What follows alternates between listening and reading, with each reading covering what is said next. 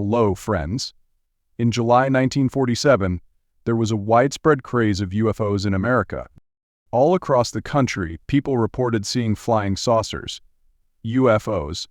The craze began a month ago on 24th June, when private pilot Kenneth Arnold claimed that he saw 9 shining UFOs near a hill around Seattle. He claimed that they were flying very fast with speeds of 2,000 km per hour. Within 2 weeks from this, people reported seeing flying UFOs from all across America. This was heavily discussed in the media. This map shows the sites of UFO sightings in America. Media started linking it to atomic sites. They focused on the 3 areas with the most UFO sightings. These were the sites of nuclear tests. Meanwhile, a man from New Mexico, Mac Brazel, recalled finding weird waste on his field 3 weeks ago. A tin foil, rubber, and a thin wooden beam. He couldn't figure out what they were. He wondered if they were related to the UFO craze. So he took the debris to Roswell's Sheriff on 7th July. This drew the attention of an Army officer, Colonel William Blanchard. He was the commanding officer of the Roswell Army Airfield, RAAF. The next day, RAAF released a statement saying that the rumors of the flying discs had come true. The 509th Bomb Group of the 8th Air Force, Roswell Army Airfield, was fortunate enough to gain possession of a disc. The U.S. Army claimed to have received proof of UFOs. But the next day, the U.S. Army officials retract their stance. They said that the debris they were presented with was from a weather balloon. As proof, photos of Major Marcel were released where he can be seen with the pieces of the weather balloon. After this, the news died down. The media assumed there was never a UFO, but merely a weather balloon. And the public loses interest as well. But years later, in the late 1970s, once again rumors were spreading of an alien craft being spotted flying over the New Mexico desert. The rumors held that lightning struck this UFO, leading it to crash, killing the aliens inside it. In 1980, Major Marcel wrote the book, The Roswell Incident, claiming that the debris he had seen was from nothing made on this earth. It didn't seem to be from this world. Since then, the importance of the Roswell incident kept increasing. New theories have come up. People claim that in the UFO crash a living alien was discovered, and that the U.S. Army has kept the alien at a secret base, and some people believe that till now, the alien is imprisoned at a top-secret base, and that the U.S. Army is trying to reverse engineer alien technology and research on alien life. But this is happening at a top-secret location, Area 51. Come, let's understand this mystery in this video.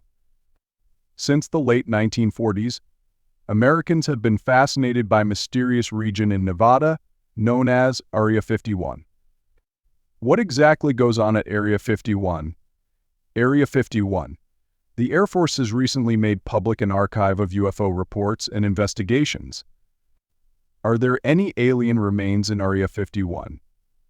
Friends, Area 51 is actually a U.S. military facility found in the middle of a desert, miles away from the closest cities. Going there, trespassing, and going inside the facility is absolutely not allowed for people. Outside, you'd spot such signboards. Photography of this area is prohibited. In case of any suspicious activity here, it would be met with deadly force. There are repeated warnings on the signboards. So what's in there? There was an interesting incident a few years ago involving Area 51. In June 2019, Joe Rogan invited Bob Lazar on his podcast. Joe Rogan is a very famous podcaster, and Bob Lazar is a cult figure who believes in things like UFOs. He claimed to have deeply studied flying saucers and the Area 51. He claims that he was a researcher in Area 51. There, he researched alien technology, and he was tasked with reverse engineering alien technology and improving our modern technology using that. This project was to back engineer the alien craft. I went through the hangar door, and inside the hangar door was the disc, the flying saucer that I worked on. After listening to this podcast, a college student named Maddie Roberts was inspired. He wanted to know what the government was trying to hide. He knew that if people tried to discover the truth individually, the government would be able to stop them and silence them. But if a large crowd goes there to infiltrate Area 51, He claimed that the government would not be able to stop them. He created a Facebook event, Storm Area 51, They Can't Stop All of Yous. In this event, he suggested that people gather at Area 51 at 3 a.m. on 20th September 2019 to come together and coordinate how to infiltrate the top-secret facility. This Facebook event was a prank. This included some weird things as well, such as doing the Naruto run.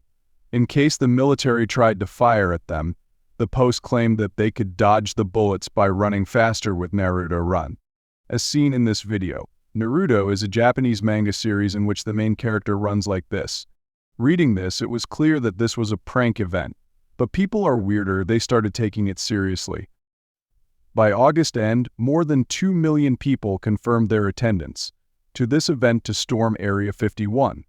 When Matty Roberts saw that his prank event was so popular, he was scared.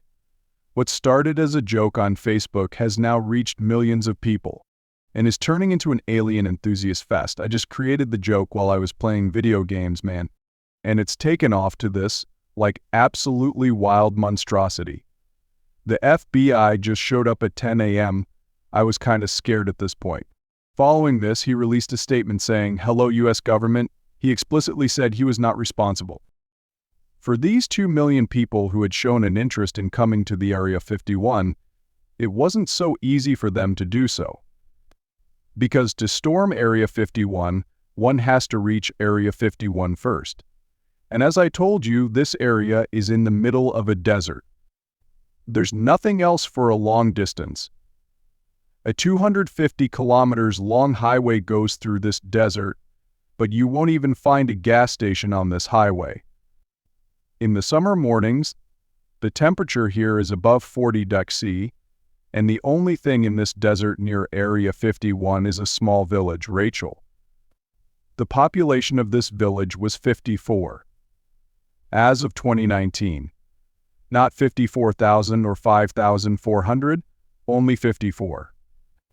The reason why this area is so isolated is that Area 51 is on the largest government-controlled land in America, the Nevada Test and Training Ranger, and this area is spread over more than 12,000 km². Beside this facility is another restricted military facility, the Nevada Test Site, where America had carried out testing of nuclear weapons during the 1950s to the 1990s. Obviously, if nuclear weapons are being tested at some place where nuclear weapons go off, it is crucial to make this a restricted site. Actually, before we talk more about this event, it is essential to understand the history of Area 51. And in history, there was the Cold War. I've talked about the Cold War in so many videos that could be a separate playlist in itself, but so many events in recent history, all over the world, are related to the Cold War. There's no end to it. Friends, Area 51 was actually created during the Cold War when there was rivalry between America and the Soviet Union. Paranoia was growing about communist infiltration of unions in the entertainment industry and in the military and government itself. This was created as a testing and development facility for aircraft. This is why in the 1950s, the most important spying aircraft in America's history were tested in Area 51. Since such critical military weapons were being tested here, obviously this area was kept in secrecy. From the outset, the outside world knew very little about this area. As I've told you repeatedly in the previous videos, wherever there's inadequate information, in 1954, American President Dwight D. Eisenhower demanded a secret location where they could start a high-altitude reconnaissance program. The story of top-secret reconnaissance aircraft really begins midway in the 20th century. In the darkest days of the Cold War, 2 officers from the CIA were tasked with finding a location where they could carry out the tests to develop spy planes that could be useful against the Soviet Union's nuclear weapons. In her book Area 51, An Uncensored History of America's Top-Secret Military Base, Annie Jacobson claims that how she found a secret base in the middle of a dried-up lake bed in Nevada. It was a vast dry lake bed, known as Groom Lake today. It is known by another name, Area 51. This was already a classified area where the government was testing nuclear weapons. In Area 51, spy aircraft were being made. Two spy aircraft stood out extraordinarily. The U-2 spy airplane, which looked like this. When the Soviet Union tested their first atomic bomb in 1949, it was almost impossible for America to find out what was happening there, because they did not have satellites. In 1953, President Eisenhower launched a covert CIA program, Project Aquatone. An airplane was to be built on a $22 million budget that could fly 4,800 km without refueling, carrying 320 kg of cameras with it, and flying at an altitude of 21,000 m.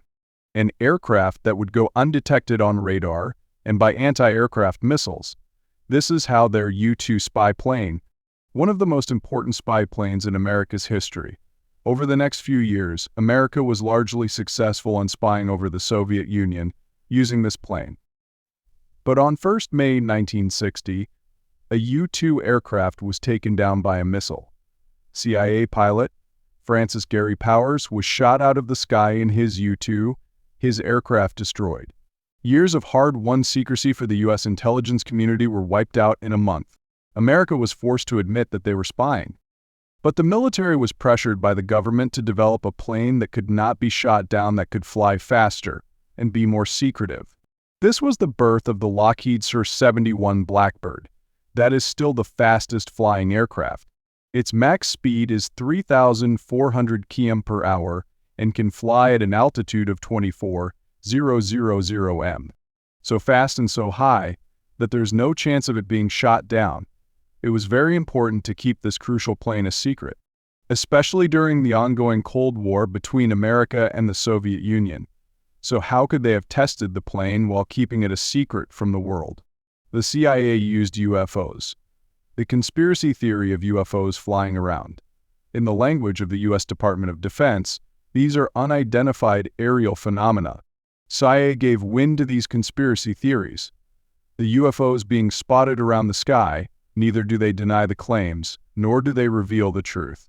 The weird-looking, fast-flying, unidentified objects, were they alien flying saucers? This proved to be a good way for the CIA to keep this program a secret. They let people believe that they were alien flying saucers. No one would thus find out that they were U.S.'s top-secret military aircraft.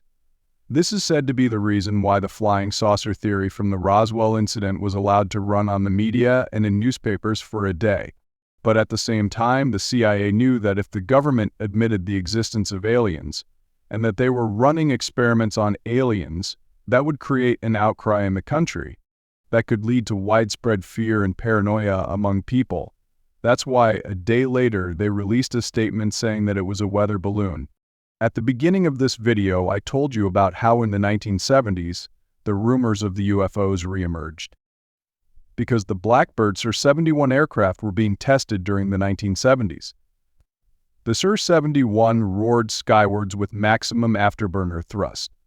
A legendary pilot was taking the first ever flight in a legendary airplane. What were the actual facts? We found out in 1994. But even after knowing the facts, some people still fanned the conspiracy theories. Area 51 being associated with aliens. The reason for that is said to be conspiracy theorists like Bob Lazar. In 1989, he claimed that he worked in Area 51 Sector Force 4. He claimed to have worked on an alien spacecraft as contracted by the government. But today, several credible, neutral experts believe that he is making up things.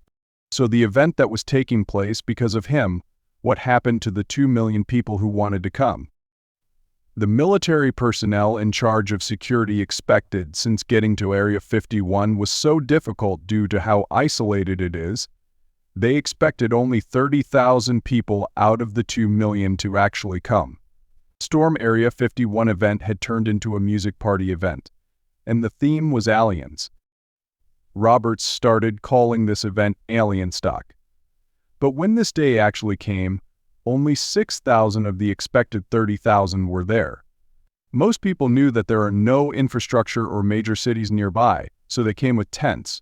They came in big vehicles, pitched their tents, and partied. On the other hand, The government was quite concerned with this event. They had no idea how many people would turn up. So the number of police personnel at this event was more than the people actually participating in this event. Thankfully, this was a peaceful event. People had fun, partied, and no one tried to actually get into Area 51. No property was damaged, but the sheriff of the area says that the large number of police officers that had to be called in cost about $300,000. Now, if we get back to the Roswell incident, let's look at its explanation. When the military claimed the debris to be from a weather balloon. Friends, in 1994 we found out when the U.S. Air Force revealed that it was a nuclear surveillance balloon, a spy device developed under Project Mogul, so that when the Soviet Union tested its nuclear weapons, they could detect sound waves from a large distance. By using the balloons? Another reason for the spread of these conspiracy theories is the repeated misstatements from the government. And then, when they came out with another statement in 1994, people were skeptical about believing it. People's trust in the government statements had eroded. That's why, even after the explanation, the conspiracy theories kept going around.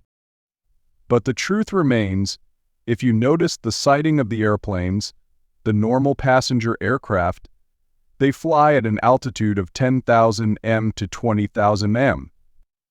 But these military aircraft, such as U-1 and Sur-71, they flew at 12,000 m, even 18,000 m. In fact, SR-71's maximum altitude was 26,000 m. They were normally tested a little before sunset. So think about it. Friends, when these unconventional-looking aircraft were flying at such a height, while the sun was about to set and the sun's rays would shine on it, it would look like the aircraft is flying. With these flying at such speed, people will think that they are UFOs. In most UFO sightings, this is what happens. Military drones, military decoy flares, or any unknown air infrastructure developed by the military are mistaken by people to be UFOs. The term UFO stands for unidentified flying objects. No one said that they were aliens. Unidentified can mean any unidentified object. Since these spy planes were tested in and around Area 51, it's obvious why Area 51 came to be associated with aliens. The U.S. Air Force Project Blue Book investigated several UFO sightings. Wherever people claimed to have spotted UFOs, they noted the times and cross-checked them with their flight records. They saw that the flight records matched. In the late 1950s and 1960s, majority of the UFOs reports were eliminated like this. Conspiracy theorist Bob Lazar, who claims to have been hired by the government to investigate alien technology, it was revealed that he had fabricated even his educational background. He had a fake degree from MIT. He says that he was doing confidential government research at MIT, due to which he couldn't officially enroll, and so there is no record of it, but still claims to have studied at MIT. It's the same as me saying that I was working undercover for the government, carrying out research in EIA and therefore studying at IIT, and that's why you will not find my record with IIT. Because there are no official records. Get it? Bob Lazar claimed that the alien spacecraft was powered with element 115, with which the alien spacecraft could create its own field of gravity. Element 115 is a super heavy element, but it's a unique element. When it's exposed to radiation, it produces its own gravitational field, its own anti-gravitational field. That's used to lift and propel the craft and to create distortions around it. But several years later, in 2003, Russian scientists actually produced this element and named it Moscovium, and it doesn't create any field of gravity. In June 2013, the CIA publicly acknowledged the Area 51 base, and the secret details of its history were declassified under the Freedom of Information Act. Basically, this is very similar to the RTI Act, similar to how RTI is filed in India to find out details from the government. In America, they have the Freedom of Information Act. Under it, this request was filed in 2005, and in 2013, the information was released by the CIA. Newly released CIA documents officially acknowledge the site for the first time. But if you're looking to gain insight into the aliens or spaceships, you might be disappointed. In this information release, we found out the exact location of Area 51. You can see the location revealed by the CIA on this map. This is in the middle of the Mojave Desert in the state of Nevada. In January 2017, 13 million pages of declassified documents were released by the CIA online. In these documents, you will find several records of the UFO sightings and the experiments carried out by the CIA. In January 2021, once again, thousands of documents on UFOs were declassified by the CIA. Through the 1950s, UFO sightings become the convenient cover-up for U-2 flights. But on May 1, 1960, America's top-secret spying mission is blown. When the USSR downs a high-flying U-2, this time the agency claims that all of the records they had on the UFOs are now available to the public. Some reports were quite interesting. A mysterious explosion that was seen above a Russian city. A first-hand account of some unidentified flying objects spotted above Azerbaijan's capital, Baku. Today, the U.S. government doesn't refer to these as UFOs because of the heavy association of the term with aliens. Instead, the U.S. government now uses the term UAP, unidentified aerial phenomena. In December 2020, when the U.S. government released the COVID stimulus, at the same time, the U.S. government directed the National Intelligence and the Secretary of Defense to release all the records they had on the UAPs to the public. No other argument remains with the conspiracy theorists now, because the U.S. government wants to release the data they have on UFOs and UAPs. In April 2020, 3 videos were released by the U.S. Pentagon.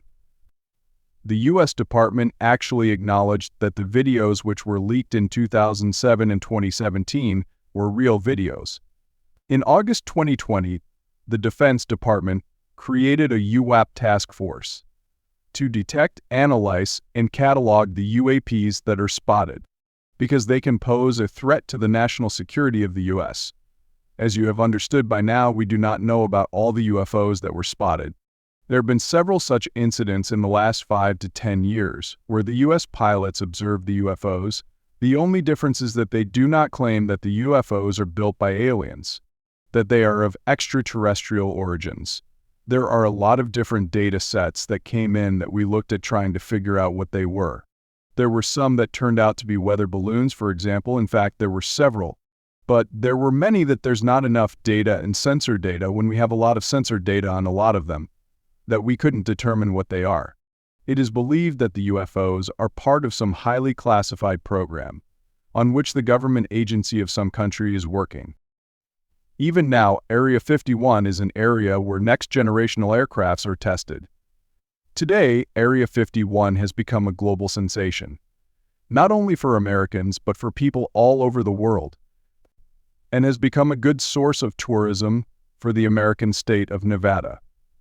In 1996, the state of Nevada renamed the highway to Extraterrestrial Highway. They decided that since people wanted to believe in this conspiracy theory and go there, they would use it for tourism. But one thing is for certain: if you even go near it, do not try to enter Area 51. Do not trespass, it is still a military facility. If you try to, they will arrest you. A Dutch YouTuber, Thijs Granzier, tried to trespass into Thijs Granzier, due to which he had to spend 3 days in jail, and identified themselves as YouTubers, who acknowledged that they saw the new trespassing signs at the Mercury Highway entrance, and went in anyway. They have been charged with trespassing. I hope you liked this video. If you did, you can watch more such mystery-related videos by clicking on this playlist, such as on the Bermuda Triangle or on the Titanic. See you in the next video. Thank you very much.